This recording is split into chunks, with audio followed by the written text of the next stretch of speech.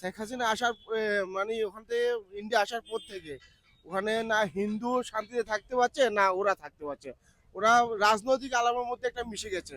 এখন হিন্দুদের তো আলাদা করে জ্বালাচ্ছে, এটা ঠিকই আছে 100%। আমরা আজকে এসেছি বাংলাদেশ থেকে। কি নাম আপনার? আমার নাম হচ্ছে রূপন ধর। রূপম ধর। হ্যাঁ। তা রূপম বাবু, একটা জিনিস বলি যে আপনারা যে বলছেন যে হিন্দুদের ওপর অত্যাচার হচ্ছে, এটা হিন্দুদের ওপরই হচ্ছে নাকি বিএনপি এবং আওয়ামী লীগের মধ্যে হচ্ছে? না, এটা হচ্ছে পার্টির 3 ভাগ হয়ে গেছে এখানে। আচ্ছা, বিএনপি, জামাত, তারপরে সময়ক, 3টে হয়ে গেছে এখন। আমার সময়ক চাইছে না কখনো বিএনপি আসুক, জামাত চাইছে না বিএনপি আসুক। আর এখানে আসবো, সরকার আমাদেরকে জায়গা দিবে নাকি? দেবে না। যদি জায়গা দিত, বর্ডার খুলে দিত, সবাই হিন্দুরা চলে আসতো। আচ্ছা, বাংলাদেশে যেটা বলছে একটা অশান্ত পরিবেশ চলছে, এটা কতটা সত্যি? যেটা আমরা মিথ্যা, এটা হ্যাঁ? মিথ্যা। মিথ্যে কেন বলছেন? আমরা তো বিভিন্ন ভিডিও পাচ্ছি, বিভিন্ন এগুলো সবই